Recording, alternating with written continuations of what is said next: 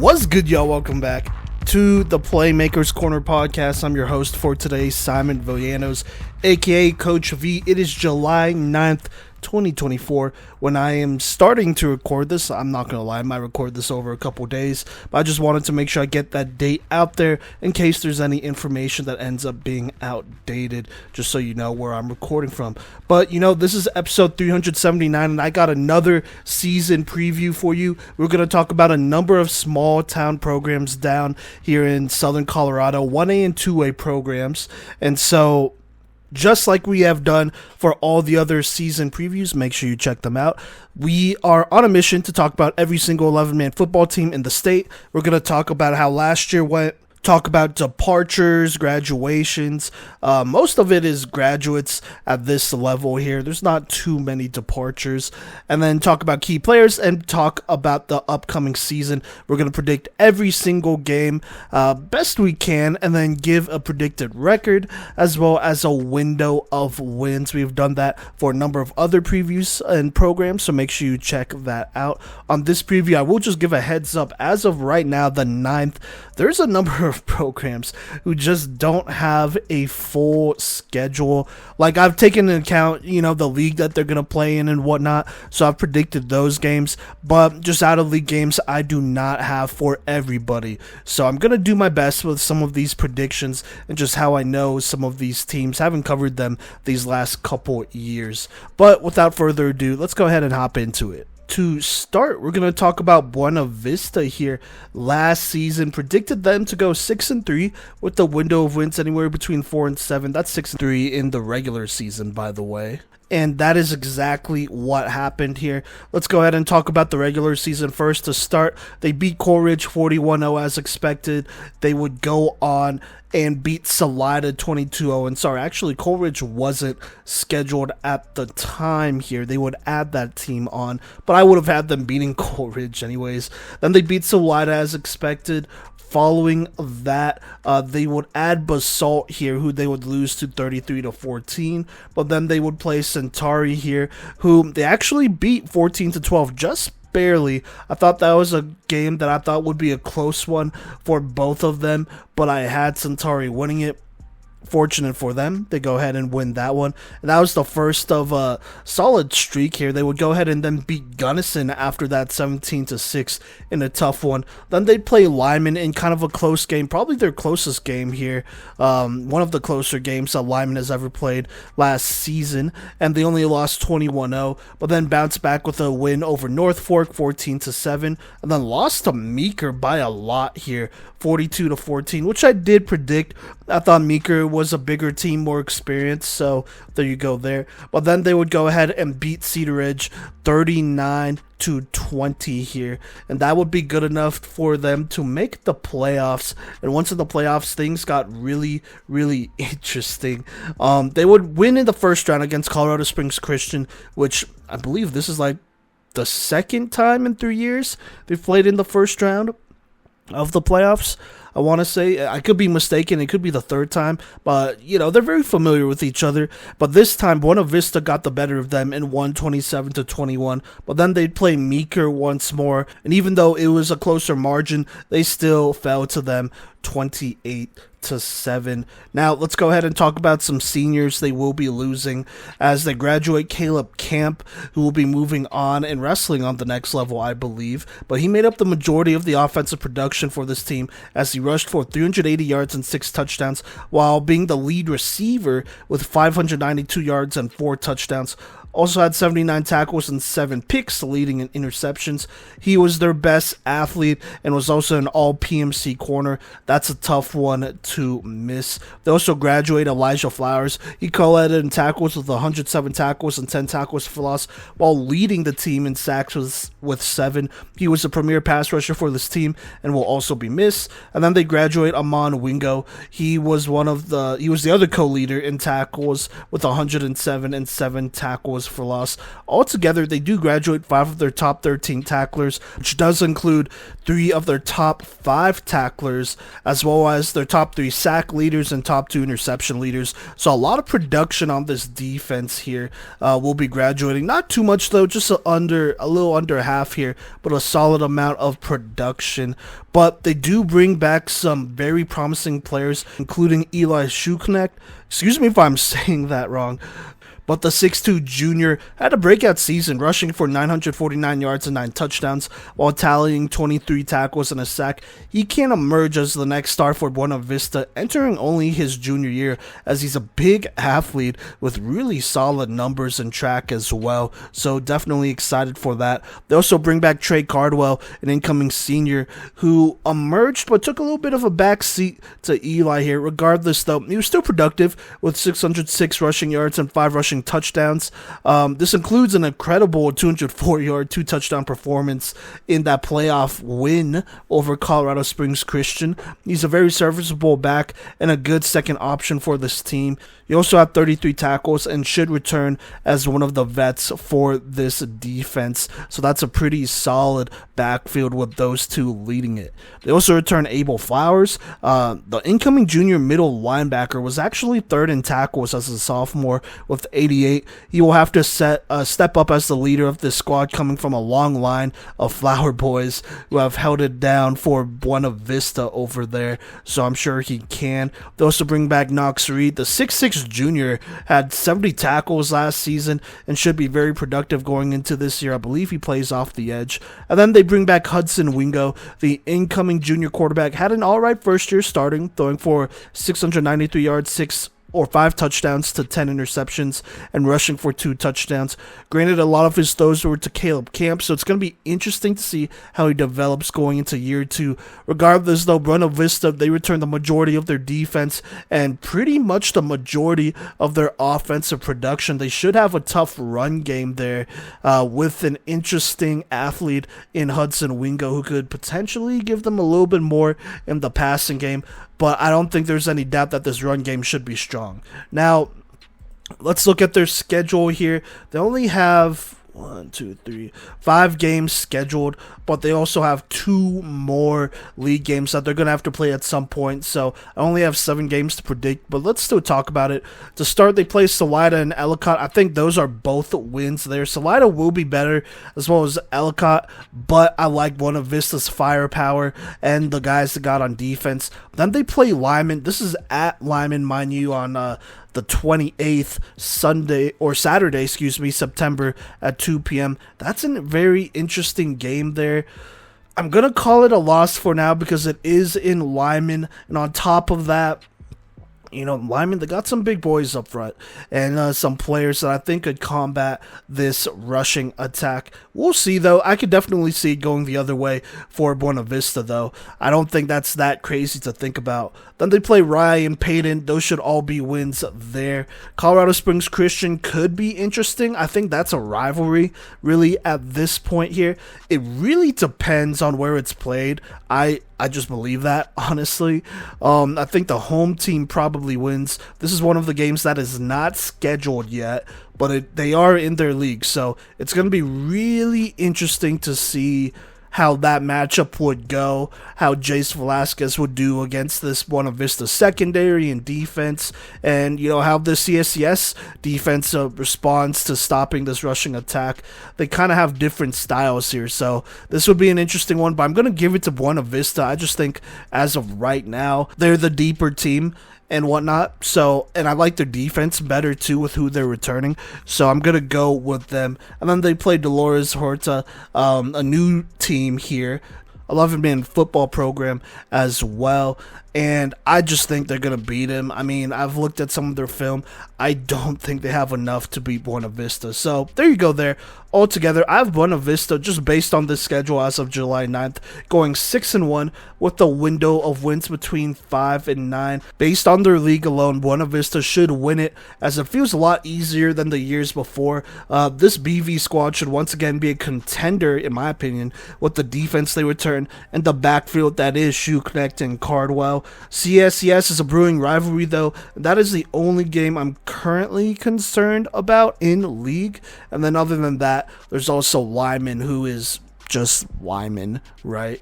And so it'll be interesting. But regardless, I don't think Buena Vista should struggle to make the playoffs. They should be a top seed here if everyone stays healthy and everything goes right. I'm just going to knock on wood. So there you go there. They're super talented this season. And, who knows? Maybe this is their year they make a run. We'll just have to see. All right, now moving on, staying within the conference, we're actually going to talk about Colorado Springs Christian. Last season, I predicted them to go 6-3 with the window of wins between 5 and 7, and they went 7-2, finishing one game better than I thought. The one game that they won that I thought that they might lose was that Monte Vista game. They would get out to a fast start in that one and win 48-20 there. So I was wrong about that one, but pretty much right about the rest of these other predictions here. Let's just go down the line, starting with Flatirons Academy. They beat them 40-0. Then they beat Monte Vista. Then after that, they went to Denver Christian, beat them 50-20. Then they play Woodland Park. I thought actually this would be a game they would win here, but they lost 24-7, which was interesting. But then bounced back with a 44-0 dub versus Rocky Ford. They would make up that loss to Woodland Park with a win over Rye, a close one by the way, 42-34, then lose to Banning Lewis Academy as expected, 48-0. I was actually at that game there, but then would end the season on a 2-game winning streak, beating Ellicott 48-12 and Peyton 36-34. That would actually be enough to punch their ticket to the playoffs here, despite being the second team in that league, not winning league there, but still being second, they would still make it, and they would play Buena Vista at home, but unfortunately lose a close one in that first round, 27-21. Now, CS, they're not losing a lot of seniors here. There's only a handful, starting with Michael Ollis. He was their lead receiver with 28 receptions for 453 yards and 3 touchdowns, was their sack leader with 6, and one of their top tacklers with 71. They also graduate Drew Hazley. He was their third lead receiver with 20 receptions for 373 yards and 5 touchdowns. Ben Donahue also graduates, the 6', 210-pound defensive end, racked up 35 tackles and only 5 games listed. They also graduate Matthew Voth, their big 6'8", 310-pound defensive tackle and guard. He had 26 tackles. That's honestly tough size to be missing out on, though. Now, the defense only graduates 4 of their top 13 tacklers, and only 2 of them were in their top 10 as far as stats goes, tackling wise. So the squad remains intact, but they do lose their starting center and guard on offense. Other than that, they bring back the majority of their team here, and you could expect this 2024 team to be led by their incoming senior quarterback Jace Velasquez. As expected, had a slightly down year as he passed for only 1,487 yards, 13 touchdowns to 8 picks, but did rush for 359 yards and 7 touchdowns. In the game I saw against Banning Lewis Academy last year, I didn't think he personally looked bad. I thought he actually looked pretty good, but there was obviously a lack of, experience / talent around him. Just didn't seem to be the most chemistry. Plus, it was a very good Banning Lewis squad around him. And so now going into his senior year, I do think that things should be improved, and he should be due for a big-time senior season. I think he could be a potential MVP or OPOY candidate, depending on the pieces around him. And I do think they'll be better for sure compared to last season, which is still not even a bad season at that. It wasn't as bad as it could have been. But they also bring back Will Moore, an incoming senior running back, and I think he helps them out a lot. Last season, he had 1,072 yards and 20 touchdowns as their workhorse. He is a reliable back and should probably be due for another big workload here, and I think that duo of Will Moore and Jace Velasquez in that backfield is going to be an issue. They also bring back Eddie Harmon. The incoming senior was a Swiss Army knife for them, rushing for 303 yards and 3 touchdowns while catching 17 receptions for 214 yards and a touchdown. He was also their lead tackler at linebacker with 124 tackles, 5 tackles for loss, and 3 interceptions. He could be the best athlete on the squad, and he returns as a potential award candidate moving forward, whether it's MVP, Opoi, Depoy. He really does it all, and I kind of think he could be a wideout one for them moving forward if they get that chemistry down, which, I mean, going into their senior year, it's hard to deny that they won't. And then last but not least, they also bring back Cody Glojek. He was their second leading receiver, catching 35 receptions for 392 yards and a touchdown. If Velasquez has a good year, you could also expect him to be right up there statistically. He also co-led in interceptions with 4 and was their third leading tackler with 88 tackles. So a lot of athletes coming back. Obviously, they bring back the majority of that defense. Offensively, you bring back your talented quarterback, which is important in that spread system they run. Will Moore as well at running back. You bring back a couple receivers and Harmon and Glojek. I think you're in a pretty good spot if you're a CS. You do have to figure out some things up front, but other than that, you know, it should be a very interesting year for them. And so let's talk about their schedule here. As of the 9th, it's not complete, but I do know that they will be opening at home against the Lyman, which is going to be big time. They haven't beaten Lyman, I think, ever. And so this would be a big time game to get them at. I'm going to just play it very conservative and call it a loss. But I'm also going to say this, I am going to this game. And there are many great games, specifically in the Springs, really, over at D20 Stadium and TCA and Eden, that are going to be happening this weekend, this day. But this is the game that I am going to, and I wouldn't go to this game if I didn't believe that Colorado Springs Christian could knock off Lyman early off in the season. I think it's very possible with who Lyman is losing and that lack of continuity, and then who Colorado Springs Christian is bringing back and who they have. So I'm calling it right now. So I am going to just, you know, play it safe and call it a loss because it is Lyman. They're the defending state champs.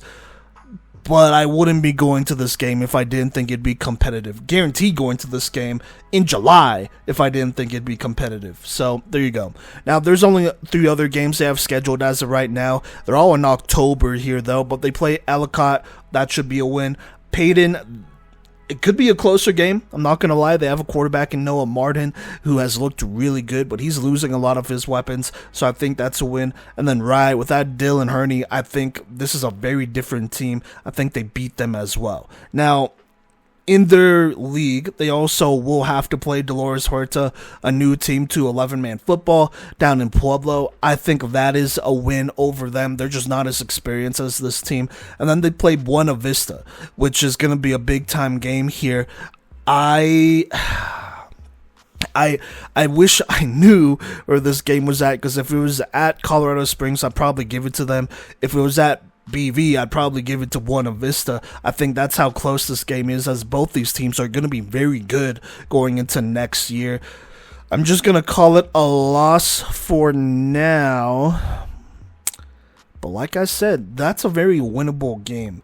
Either way, right now, you know, with these 6 games I have them going 4-2, but a window of wins between 4 and 8. Look, this CSCS team can potentially make another deep playoff run like they did 2 years ago. In my opinion, they have the best, if not one of the best, quarterbacks in 1A in Jace Velasquez, and an experienced defense that could tackle well. Now, they all need to take a step forward collectively for them to contend, but that really isn't the worst concern to expect them to improve compared to last season.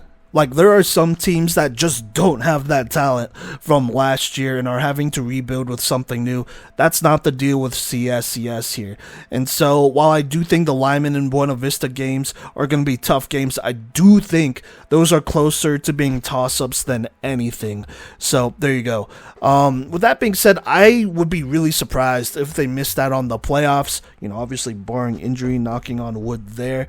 I just think they're a playoff team. There's no way they don't make the playoffs. playoffs. And honestly, I'd also be surprised if they went one and done in the playoffs. This should be a pretty good team moving forward. I'm really excited to watch them here in the fall and to be able to attend one of their first games against the Lyman on the 30th. Super excited for that one right here in the Springs. It really should be a good game.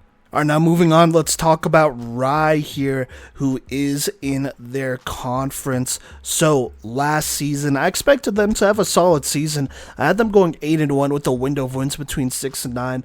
They went 6-3 here, finishing just below where I expected. Unfortunately, missing the playoffs too at 6-3. But let's talk about what happened last year. So to start, they beat Manitou Springs, which was expected, 27-12, but then they dropped a tough one to Salida at 39-22, and that really put them in a tough spot moving forward from there. They would bounce back with wins which were expected over Center 42-14, Trinidad 47-0, Ellicott 56-28, and then play Colorado Springs Christian. I thought this was a game they would win. I did think that if it came down to a shootout, that would be very favorable to them, and it was a shootout, but they ended up losing this one 42-34 by another score there. Then they play Peyton, beat them 28-12 here, but then lose to Banning Lewis, which was expected, 40-6, and then end the season with the win over Rocky Ford, but they only won 42-36. If their season wasn't ended before, it definitely ended there. You know, even though they won, it was only a 6-point win, and you know, that definitely would have put them behind as far as RPI goes, losing, or I guess winning to a team like that, but losing in the sense that you didn't blow them out like you probably should have. So that definitely put them in a tough spot, and they missed out on the playoffs despite going 6-3 here. And on top of that, they do lose some very talented players, a lot of very productive players, including Dylan Herney, who's over at CSU Pueblo now, I believe, but he had an excellent season, rushing for 2,044 yards and 31 touchdowns, which is the most rushing touchdowns an 11-man player has scored in the regular season since we started this podcast, I believe, 4 years ago. So that was big time. Also had 47 tackles as one of their linebackers. Just being an athlete over there. He was an all-PMC running back for us, and I believe he was either an OPOY or MVP finalist too. That's just production that is going to be really difficult to recreate. So there's that. They also lose their quarterback, Nolan Shower, who wasn't that bad. Took a back seat, but still contributed some yards, passing for 1,223 yards and 8 touchdowns, only 5 picks. They also lose Derek Bach, their do-it-all athlete, who is their lead receiver, with 407 receiving yards and 1 receiving touchdown on 44 receptions. He was also their second leading rusher, not that it mattered too much, but still rushing for 154 yards and 3 touchdowns, while being their lead tackler with 88 tackles. That's an even better production, not better, but just as good production there that they are losing to, along with Herney. And so they graduate 4 of their top 13 tacklers, but also lose their top 3 leading tacklers. That's a tough go for Rye, as they do return the rest of their team, but just a lot of offensive firepower that they are losing. Now, they do bring back some key players like Jackson Bjorum. Excuse me if I'm saying that wrong, but he will only be an incoming sophomore, but last season had 43 tackles. He's going to headline a pretty young defense, but they're still pretty experienced. They also bring back Dayton Block, the 6'3", 230-pound edge rusher, will be an incoming junior. He had 41 tackles and should take another step forward, potentially have a breakout season. They bring back Josh George as well, one of the few returners, senior returners for them, who was their interception leader of 3 last season, and also had 30 tackles. And he was a solid backup receiver with 201 receiving yards and 4 touchdowns. He might look to take on that offensive load. But other than that, I mean, Riot, they're returning the majority of their defense, which should be pretty good, as they do have some solid size and good producers up front. But there are definitely some major questions on offense, which should prove to be an issue, at least early on. But to start, they play Manitou Springs in Manitou. I think this is a tough team to play. There is a chance that they win it, but I'm just not confident in how much this offense could produce, especially considering Manitou returned some pretty solid defenders. I think that's a loss early on. Then they play Buena Vista. I think that's another loss. They're just a very talented squad there. So there you go. Salida, though, even though I think it could be closer, I think that's a win. I like the defense versus that offense. Woodland Park, though, I am going to say that is probably a loss. They return basically their entire offensive core. That's kind of a mismatch there. If the defense could beat the offense there, then sure, maybe they win it. But I don't know. I have my doubts. Then they should beat Ellicott, so there you go. Peyton, I think, will be a loss. Noah Martin's going to be really good for them, and so I think that's a tough game to win. Buena Vista, I think, is a loss as well. Same with Colorado Springs Christian. I just think there's too much firepower.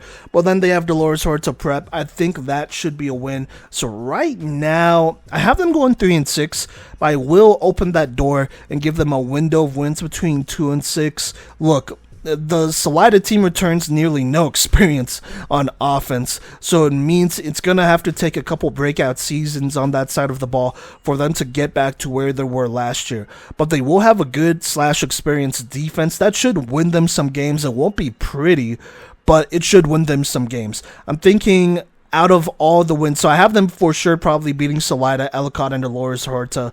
I think in addition, they could potentially beat a Peyton, and a Woodland Park, but it's going to take some good defensive efforts and, some more from the offense for them to do that. I'm not saying it's impossible. It's definitely possible, but you are asking a lot out of your defense to win you those games. Are they capable? Yes, I think they are, but you're going to need some breakout performances on that side, and then still, though, on offense, you're going to have to find a way to score. So we'll have to see what happens. I think it's going to be an interesting year for Rye, as I don't think there's any doubt that this defense should be solid, but I think the real question lies in the offense. So we'll see what happens here in 2024.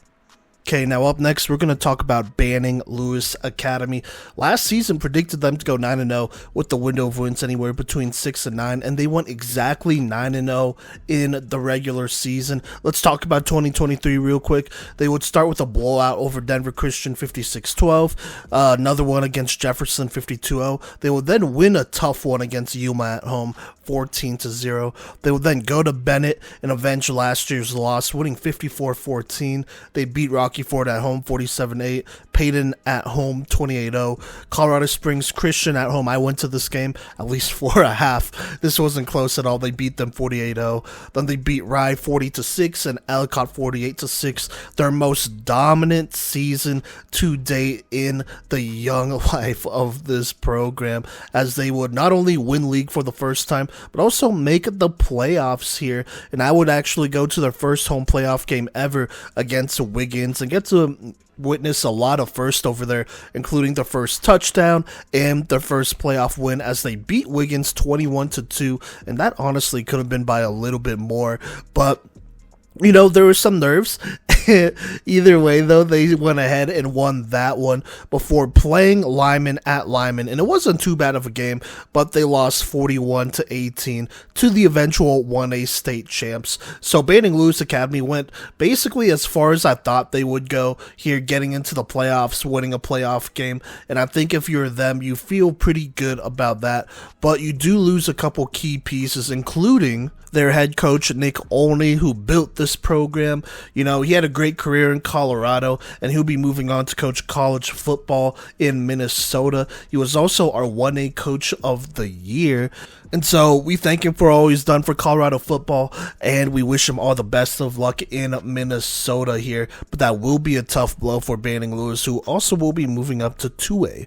They also lose Braden Skinner, their big defensive tackle, had 65 tackles, 16 tackles for loss, and 3 sacks. He was a top 5 interior defensive lineman for us and an all-PMC defensive lineman, so that's a tough one they'll lose. Speaking of all-PMC, they also lose all-PMC tight end Ben Early here. He was their lead receiver with 30 receptions for 414 yards and 6 touchdowns, was also their third leading tackler with 54 tackles. They also graduate Joseph Biegovic. He was their second leading rusher with 851 yards and 14 touchdowns and was one of their top tacklers on defense with 33. They also graduate their quarterback, Sam Bell. He had their best season to date, passing for 1,039 yards, 16 touchdowns to 5 picks on 64% completion, also rushing for 234 yards and 4 touchdowns. He was just good enough for this team to make the playoffs and win a game, and his production will definitely be missed. Altogether, though, on defense, they are also losing 7 of their top 13 tacklers, all the guy I mentioned, but this does include the vast majority of their front 7. This includes players like Latterman, Fudge, Dotson, who are all big contributors, along with Skinner, Biegovic, Early, and all them. So they're losing some pretty good talent, a lot of offensive firepower, and roughly half of their defense here. But let's talk about the people they are returning, including a new head coach in David Todd, who I believe was a coordinator on this team before. I can't remember if it was offensive or defensive, but he was definitely a coordinator. Either way, I think that's good going with a hire in-house, so you continue some of that consistency and culture that you built over the years. So I feel pretty good about that one. But they also returned some key players like a Chase Real, who wasn't an all-PMC running back, but he was our offensive playmaker of the year on the 1A level last season, where he rushed for 1,381 yards, 17 touchdowns, and catching for 138 and 2 more touchdowns. Was also a solid linebacker. Moving forward, he's going to be needed on both sides of the ball, as he is the best athlete on this team and one of the best in this state here. So with him, they're still going to be able to make some noise. They also returned Jordan Jones. The incoming junior is one of the faster players in the state. He had 56 tackles and co-led in interceptions with 4. He also had 176 receiving yards and 3 touchdowns on only 9 receptions. The 6'2 athlete will be a good weapon returning for them at safety and receiver, and should see a little bit more of a breakout season, in my opinion. They also returned Cam Leggett. The 6'3 athlete will be an incoming junior, where he contributed 42 tackles and 5 tackles for loss last season. He's going to be another potential athlete to help Chase Real on the defensive side of the ball. And then last but not least, they bring back Dylan Skinner, I believe the brother of Braden. He had 54 tackles and 17 tackles for loss last season, so he should help out with the continuity of this squad. Now at quarterback, I know they have a couple different options. I think I saw Sam Early throwing the ball a lot, so maybe he will be their quarterback moving forward here. We'll just have to see. But Bating Lewis, even though they lose a lot, you know, they do return some key players here, like a Chase Real, like a Jordan Jones, Leggett, Skinner, that they could definitely build around, but they will be moving up to play on the 2A classification and just playing some tougher opponents in general, as I think that this league is a lot more well-rounded and difficult than the 1A league they're in. But let's go ahead and talk about this upcoming season. To start, they host University. I think that's a loss to start. University has a stud in Brevin Doss, who is one of the best players in the entire state. I don't exactly love this inexperience, or not inexperience, but a defense that's losing half their contributors against a guy like that. This could be a winnable game, though, at home, and, you know, they have a guy like Chase Real and some other players that they could rely on. I think it's winnable, but I'm going to lean University in this one. Then they play Alamosa. Alamosa returns Dyson Woodward and some other players on defense. I think that's a loss. Sterling at home will be a tough one, I think. I think that's probably a loss. That Jaeger-Diamond combination, which I talked about here in a previous preview either this week, like this previous week, or last week here. But they're going to be really tough to beat this season. And I think early on, that's just not the most ideal matchup. So I just don't know if that's a win. And those are 3 tough teams to play to start the season. But then they play North Fork at North Fork, but I think that's a win. Woodland Park is next. I kind of think it could go either way. But man, Woodland Park just returns a lot more of their offensive core, as well as some defensive players. I think it's going to go towards Woodland Park, but that could go either way. Then they play Florence. I've went back and forth on this. I think it's a loss, but this is another close game, in my opinion. Florence is also losing a lot of players, but I'm going to lean towards Florence in this one.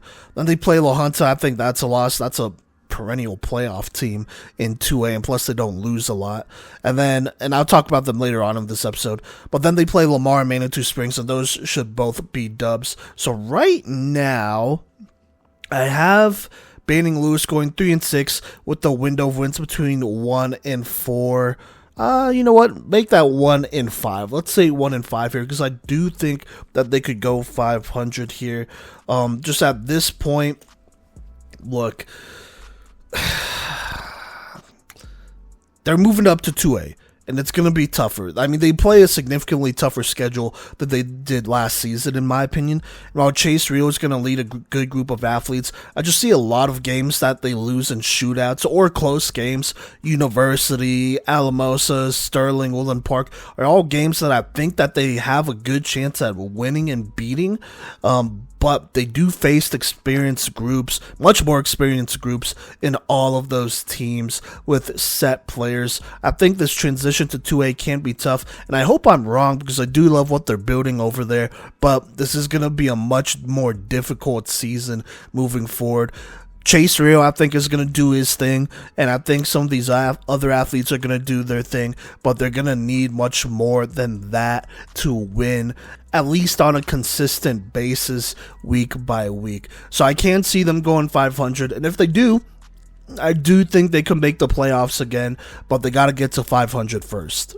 Now up next, we're not going to go too far from Banning Lewis, but we're going to talk about Peyton football here. Last season predicted them to go 4-5 with the window of wins between 2 and 5, and they went exactly 4-5 like I predicted. Let's look at this schedule to start. Lost a tough one at home to Cedar Edge, 21-0, but then bounced back with the win over Center, 26-14. Following that, they took care of Trinidad, 49-6. Lost 2 tough games in a row, though, to a tough Buena Vista team, 52-14. Banning Lewis Academy team, 28-0. They would then get played pretty close by Ellicott, but pulled that one out, 20-18. Little rivalry game there.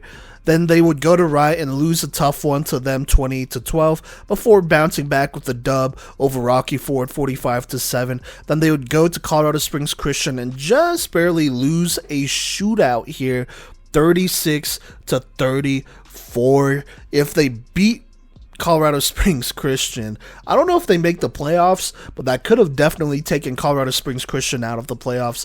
Either way, in 2023, Peyton was just outside of the playoffs, and it's tough because they are losing some good senior players like Lucas Boyvert. He was an all-PMC defensive end, racking up 53 tackles, 23 tackles for loss, and a 1.5 sack. At 6'2", 260, he was one of their biggest linemen, playing both ways, I believe, so he'll definitely be missed. They also graduate Landon Hadley. He was their second leading rusher with 478 yards and 4 touchdowns, which is one of the fastest athletes in Colorado, as he was the 2A state champion in the 100 meter.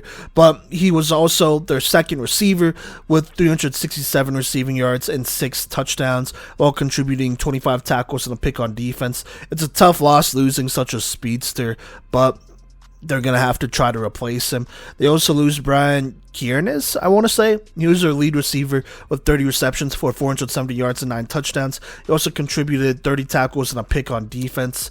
So that's another great athlete that you are losing.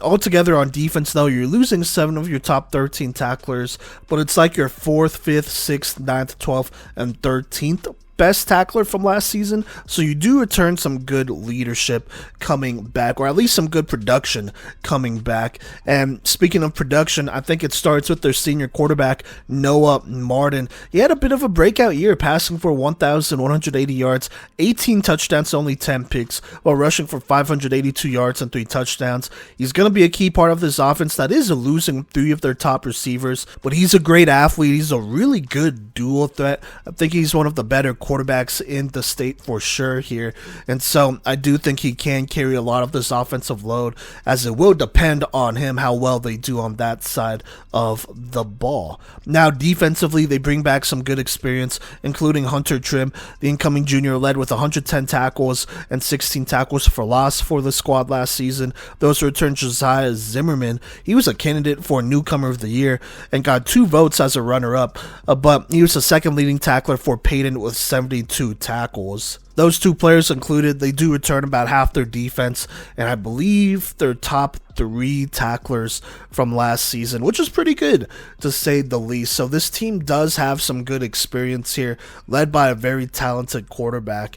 And so let's talk about 2024, predict some games here. To start, they played the Pinnacle. I think that's a win. Same with Lincoln, that's a win.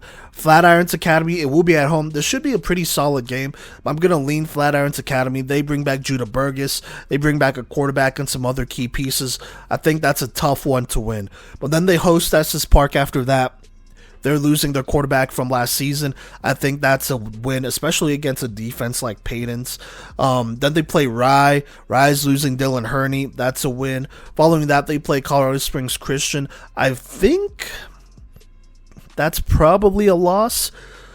But who knows? They did play them close last season. It could go either way.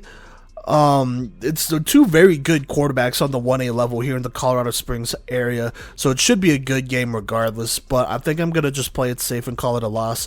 Dolores Hertz a prep after that, though, is a win. Ellicott after that should be a win. I don't know why it was as close as it was last season, but Ellicott, they lose some players, so I'm leaning towards Peyton. And then Buena Vista, I think, is probably a loss. They got a lot of firepower on both sides of the ball. Either way, I have Peyton going 6-3 with a window of wins between 4 and 8. It is a bit of a wide range, but I do think Peyton's season will come down to some close games. Noah Martin is good enough to win you games and make the playoffs, but he needs to have some more help on offense. They're in need of some breakout seasons on that side of the ball, the offensive side of the ball. Defensively, despite losing a lot of players, I think they have some really good players to rebuild around. In my opinion, the Flatirons, Estes Park, and CSCS games are all that can go either way. For Peyton to make the playoffs, they will have to beat at least one of these 3 teams, though, in my opinion. Flatirons Academy, Colorado Springs Christian, or Buena Vista. I think winning one of those games would potentially put them over 500, and I think could mean a return to the playoffs for them. And I think they're very capable of that. I think this season you're going to get to see a lot of Noah Martin, who's been so good for them these last 3 seasons.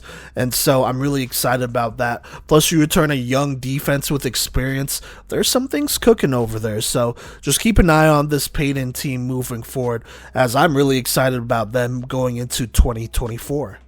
Alright, now up next, let's talk about Ellicott still in the area. First off, gotta shout out their girls flag football team. I got to watch them play at the regional, and they were pretty good for arguably the smallest program there, playing against the likes of a Ponderosa, Chaparral, Legend, or Nevada West. So had to shout them out. But let's talk about the boys team here. Last season, predicted them to go 2-8 with the window of wins anywhere between 0-2. And you know what? They went 2-7, technically exactly how I predicted it. They would lose the Trinidad game, as in drop it, but they would still win 2 games though. So let's just go down the line, talk about last season. To start, they lost to Grand Valley 52-26, but bounced back with a good win over Clear Creek 30-22. I believe that was the game that I felt like that they would potentially lose. They win that one to get to that 2-win mark I had for them. They then lose to Ray 41-6. Estes Park was actually a shootout here, 44-40, a very competitive game, but unfortunately just came up short at Estes Park too, by the way. And then they play Rye, lose 56-28, lose a tough one to Peyton 2018, but then bounce back with a win over Rocky Ford 46-8. Colorado Springs Christian would be a loss though, 48-12, as well as Banning Lewis Academy 48-6. So honestly, not too bad. You had a couple really close games here, which you got to feel good about, but they do lose some players, and shout out Ellicott, they actually put in stats. So we have, for the first time, I feel like ever, we have 4 stats for Ellicott. And so let's talk about the graduates that they are losing here, starting with their quarterback, Jedrick Howarth. He passed for 663 yards, 6 touchdowns to 11 picks, while rushing, though, for 1,018 yards and 13 touchdowns. It was also their third leading tackler with 32 tackles and led in interceptions with 4. He was easily one of their best athletes. They also graduate Jalen Bonilla. He was their second leading rusher with 373 yards and 4 touchdowns, and also their second receiver with 191 yards and a touchdown, while being their second leading tackler with 36 tackles, and it was the only other one to record an interception with the 1. So he'll be graduating. They also lose Conager Briggs. He was their leading receiver with 275 yards and 3 touchdowns, while leading in tackles with 40. Altogether, they only graduate 4 of their top 13 tacklers on the defensive side. That does go 1, 2, 3, and 5, though, losing 4 of their top 5 tacklers. But they bring back the majority of this defense. Unfortunately, though, they just got to replace a lot of the offensive side of the ball, though, which is going to be tough. Some key players, though, for next season, they return Xavier Hoyle. The incoming junior had 26 tackles and 2 sacks. He's one of their leading returning tacklers. They also should return Tavita Tanoa. The 6'2", 200-pound lineman had 16 tackles, 7 tackles for loss, and led the team with 4 sacks as a freshman. Going into his sophomore year, you kind of hope he takes a step forward, which I think he will. And then they also bring back Taven Fluellen. He is one of the only contributors on offense returning. He can potentially fill in some production there. So you got some good defensive players, but the offensive side is definitely going to go through a rebuild here for Ellicott. Let's talk about next season, though, as they go into another one here. To start, they play Trinidad, and honestly, I think that's a win again. And then they play Roaring Fork, and these are both at home. I think those are 2 wins in a row, which you got to feel good about. But then they go to Platte Canyon. That's a good team. I think that's a loss, though. But then they host Center at home. I think that's another win. So there you go. 3 wins out of 4 to start for Ellicott. Center's just not that good, though, but still a win's a win. But then they play Buena Vista. That's a loss. Rye is probably a loss there. Colorado Springs Christian is a loss. Dolores Hertz Prep could be a very interesting game here. It's in Pueblo, by the way. I think that's a win. I mean, this game's in October, mind you, so like it is a while from now, just being honest. And I think by then the offensive side of the ball should be figured out. Defensively, I think they should be pretty good. So I think that's a win. I'm gonna say that. But then they play Peyton. That is probably a loss here. And so there you go. That's 9 games here. They might schedule 1 more as they do start the season kind of early on the 23rd. But anyways, I have Ellicott going 4-5 with the window of wins between 2 and 4. Look, this Ellicott team will have some returning players on defense that should hold it down. It helps that they also play teams that struggle, like a Trinidad, Roaring Fork Center, and Dolores Horta Prep, which I think could simply all be wins. I'm not calling them guaranteed wins, but I am leaning towards calling them guaranteed wins. I do think maybe they do beat Platte Canyon, but I doubt it. I just think with them losing so many offensive talent, that's just kind of a tough game to win that early on in the season, away too, so I just don't know about that. But despite the losses, they do have some favorable scheduling here, so they play some easier teams, and that should help the development of this team all together as they continue to get better year by year. And so excited to see what jump Ellicott takes this season, and looking forward to the fall for them. All right, now let's talk about Trinidad, one of the teams that Ellicott will actually be playing to start.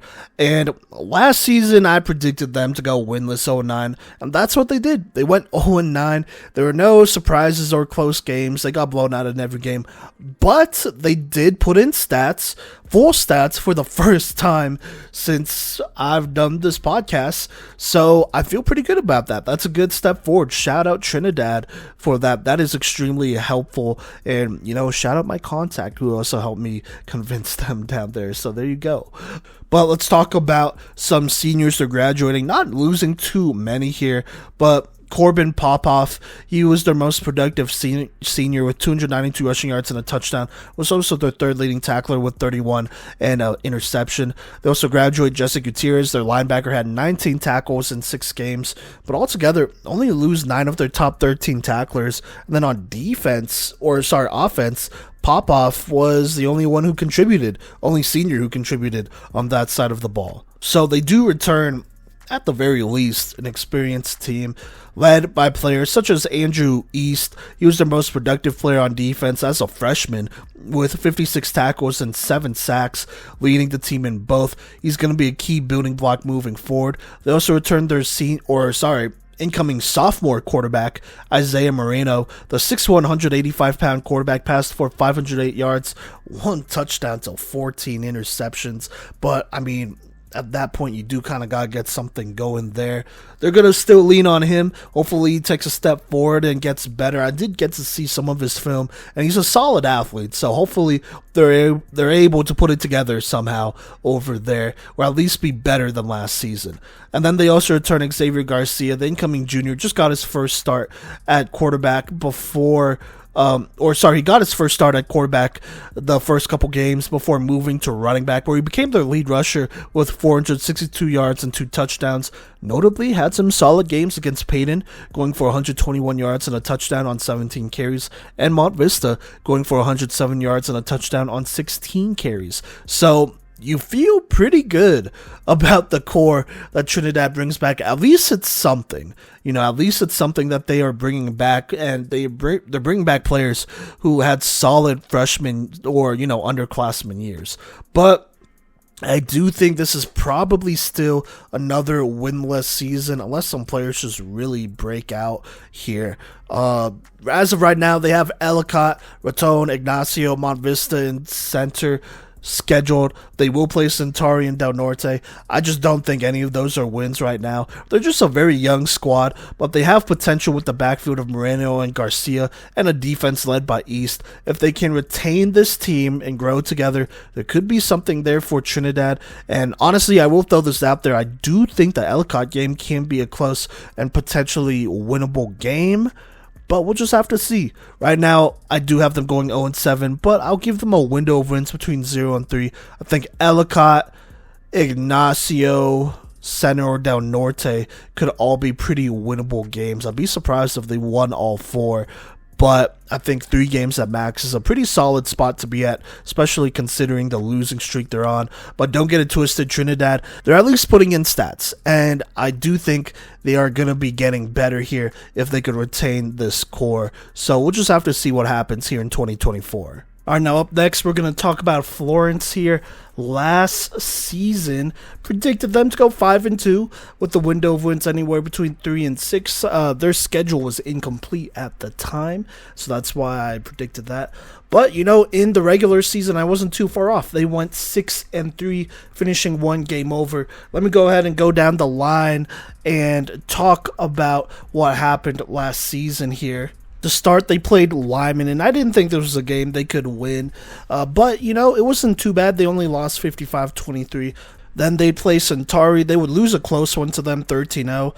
Then would bounce back with a narrow away win, 35-32 over Pagosa Springs. They would then beat Woodland Park 26-2, Fort Christian 29-11, Lamar 53-12, Manitou Springs 53-12.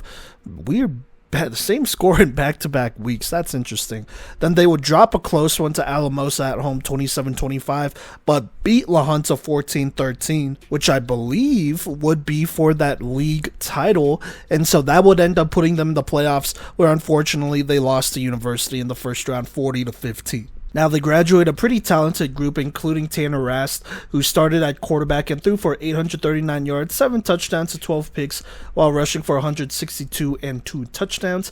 He was also one of their lead tacklers with 71 tackles. They also graduate Lucas Nuss. He was their lead rusher with 970 yards and 15 touchdowns, while being their second leading receiver with 234 yards and 3 touchdowns, just being an offensive weapon for them. Speaking of weapon, they also graduate Gage Goodall here, who did end up taking a bigger role on the offense, being their lead receiver with 656 yards, 5 touchdowns on 34 receptions, while also having 54 tackles and 4 interceptions, leading in picks. And then last but not least, they graduate Gunnar Bassetti. He was an all-PMC lineman who had 59 tackles and 4 sacks. His production will be missed. This defense altogether losing 7 of their top 13 tacklers.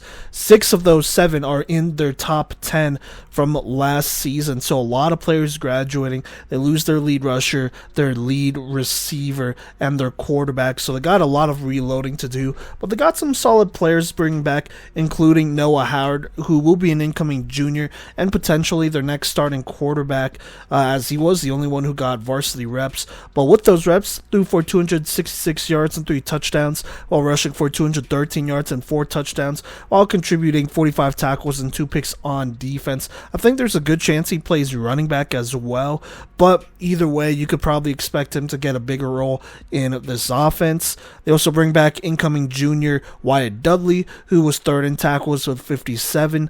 They bring back Tucker Anderson, another incoming junior who was 5th in tackles with 51.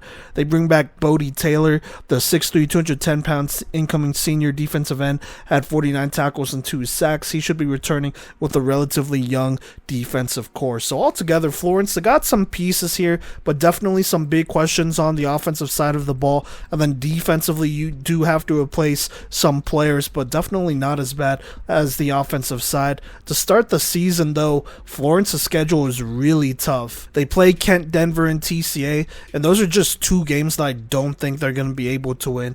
But following that, they play Salida. I think that is a win. Then they play Manitou Springs. They're losing a lot over there as well, so this should be a more even game, but I'm going to call it a win for them. Banning Lewis Academy, that could be a closer game for sure. They have Chase Real over there, as well as some players. I want to say it's a win, but this could definitely be a loss. I would look out for that. Then they play Woodland Park. I think even with all their missing, they still beat him, especially because they'll be playing them October 18th. So that'll be, past midseason. So I think that's a win. Then I have them losing to La Junta and then beating Lamar. And so right now I have them going to 5-3 with the window of wins anywhere between 4 and 7. This Florence team is losing a lot, and so it will feel like another rebuild year, but the return of Noah Howard will put them in a solid spot, I think. Now, he is losing some top offensive weapons, but if he can have a good year at quarterback, Florence can once again see themselves near the top of their league. But I do think that game against La Junta once more will need to go their way, which will be close. If they want to make it back to the playoffs, I think they have to finish over 500. We'll just have to see, though. They play some tough squads here, and so we'll just have to see how the talent around the players that they are bringing back steps up, and who takes a step forward and leads for them here in 2024. So we'll see what happens, but it should definitely be interesting for Florence here in the fall. Moving on, though, we have Lamar. Last season, I thought they'd go 3-7 with a window of wins anywhere between 1 and 4, and they went 3-6. Technically, basically the same here, but they did drop a game. Let me go ahead and talk about how the season went, though. To start, they had a pretty solid start to the season, going on a 3-game winning streak, beating Trinidad 44-8, Fort Lupton in a close one 14-7, and then Burlington in a close one 21-14. But then they would go on a really long losing streak that would last the rest of the season, as they lost to Berthoud 26-0, Florence 53-12, Alamosa 48-8, La Junta in a close one, which I didn't think would be possible. I didn't think that would happen, but I got respected, but they lost that one 24-22. Then got blown out by Woodland Park 49-13 and lost to Manitou Springs in a relatively close one 35-26. So kind of a tough year for them for sure here. Now, as far as graduating seniors go, they don't lose a lot, but they do lose a couple players, including Diego Vasquez. He was their leading passer with 1,047 yards, 8 touchdowns, and 12 picks, while rushing for 282 and 2 touchdowns. They also lose Rafe Key. He was their second leading rusher with 221 yards and 5 touchdowns, also tagging on 72 tackles. And then they graduate Austin Thacker. He was a solid receiver with 270 yards and 3 touchdowns on only 15 receptions, while being their lead tackler with 90 tackles and 4 sacks. On the defensive side of the ball, they graduate only 4 of their top 13 tacklers, but that does include 2 of their top 3 tacklers from last season. So kind of a tough go. They're not losing a lot, But then again, I mean, this wasn't a team that won a lot last season either. Now, as far as key players go, they returned Cale Buxton for his senior year. He was their lead receiver with 26 receptions for 396 yards and 3 touchdowns, while having 31 tackles, 3 picks to go with 7 pass deflections. There was a time him and Vasquez were in a battle for that quarterback spot, in my opinion, but it now looks like Buxton should take over, if not be one of the focal points of the offense for the squad. Whether it's at quarterback, receiver, running back, he could do it all. I'm sure they'll find a way to get him involved. And then they also bring back Diego Estrada. He is the returner with the most tackles from last season with 86. He'll be returning with a pretty young defense that should be solid this season, as they are much more experienced. Now, looking at their schedule, it is incomplete as of July 10th, but I'll do what I can with what I have. And so they're going to play Bennett, La Junta, Manitou Springs, and Florence. Manitou Springs, Banning Lewis Academy, and Florence. I missed one there. And honestly, I just don't have them winning any of those games as of right now. I have them going 0-5 with the window of wins anywhere between, 2-5. Look, this Lamar team is just losing a lot on the offensive side of the ball. And honestly, I don't know if their defense is going to be that good to just straight up stop offenses and win games. I'm looking at a Bennett who will be better than they were last season. I'm looking at La Junta, who we're going to talk about here in a little bit, I believe. They should be around the same level, returning a lot of players. Manitou Springs, they lose some players, but they return some good talent. Banning Lewis Academy is in the same boat, same as Florence. I just don't love the offensive production that they are bringing back here, and I'm definitely worried about who they have outside of Buxton for them to be competitive here. Defensively as well, I mean, they do return experience, so I think that's a bright side. I think if they try to ask a lot out of this defense, they might be disappointed. That's a lot of pressure to put on them, on top of them just not being as good as some other squads were last season. And so unless they just all take a huge jump, we'll just have to see where Lamar ends up here. They shouldn't go winless. They should win a couple games, but I don't know if it's going to be any of these 5 games, which were mostly league games. So we'll just have to see what happens for Lamar going into the fall. All right, now let's talk about our last school here, and it is La Junta.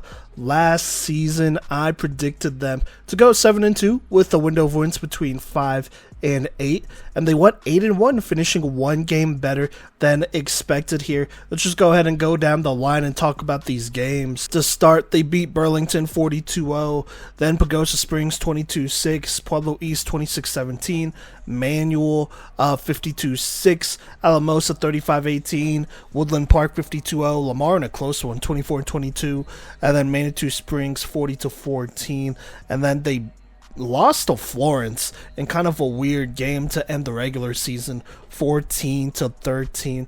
In the playoffs, they would pull Pagosa Springs at home, but would shockingly lose a 14-7 game to them and be eliminated in the first round. So, I mean, a good regular season, but definitely a little bit of a disappointing postseason for sure here. Now, they do graduate a lot of seniors, including Luke Garner, who I don't think played football again, but he is officially out of the picture as he has graduated, and he was a great player for them. They also lose Ethan Leba. Here's their second leading rusher with 810 yards and 10 touchdowns, while adding in 174 receiving yards and 4 receiving touchdowns. And then also had 24 tackles and 4 picks, leading in interceptions for the squad on defense. They lose Dylan Ruiz. He was right behind Leba with 415 rushing yards and 3 touchdowns, and then had 59 tackles and 4 sacks. And then they also graduate AJ Martinez, who is their second leading tackler, with 49 tackles, 6 tackles for loss. Altogether, they graduate 8 of their top 13 tacklers, including 6 of their top 10 tacklers. Now, as far as key players go, they do return some players, including Rylan Schmidt. He took over at quarterback and passed for 551 yards, 9 touchdowns, and 3 picks, while being their leading rusher with 1,078 yards and 15 touchdowns. He was this offense last year, but they will be losing some key pieces, including all his receivers and most of the players he handed off to. There could be a heavy workload for him, but I do think he can handle it and be able to help with this transition moving forward. They also bring back Keo Fisher. He was their third leading tackler with 36 and was their sack leader under with 4.5. It will be up to those two players to pretty much lead a relatively inexperienced La Junta team.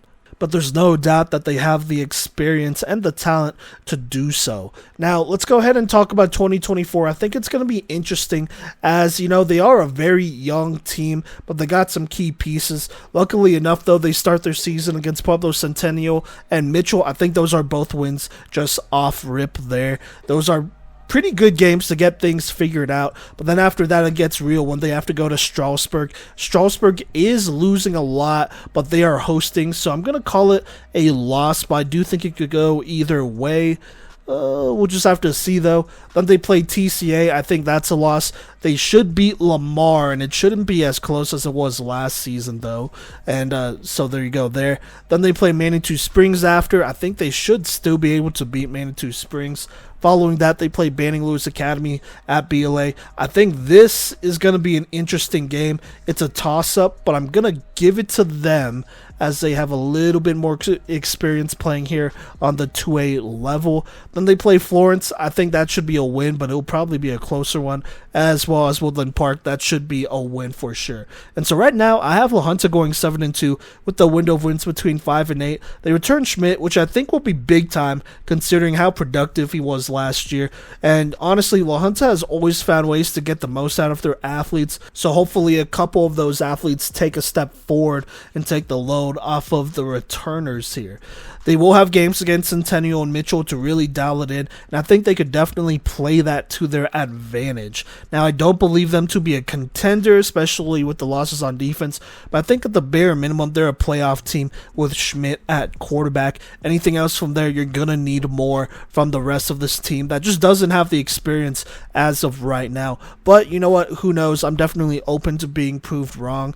Like I said, I still think this team makes the playoffs, but their ceiling really depends on the rest of the supporting cast that should have a role this upcoming 2024 fall season. Alright, but there you go. That'll wrap up this episode. Kind of a shorter episode, I realized, as I think maybe I'm just getting more to the point here. But either way, try to bring you as much information as possible about each of these programs. Make sure you check out our other season previews. I only have, I think, 2 more with myself on these coming out, and then Cody, Gino, and Gideon will take over from there. So make sure you check that out, and to be updated on when that stuff is coming out, make sure you go ahead and show some love on social media at Playmakers Corner, where you can find us and, like I said, show us some love and check out all the content that will be coming out between some women's flag football content, which we've been doing. Shout out the Magnolia Bowl, which will be happening this Sunday. At the time I'm recording this, it should be a good one, and other previews. And you can find us on anywhere you can listen to podcasts, as well as Facebook, Instagram, Twitter/X, and TikTok for all of that content. But until next time, I'll catch you later.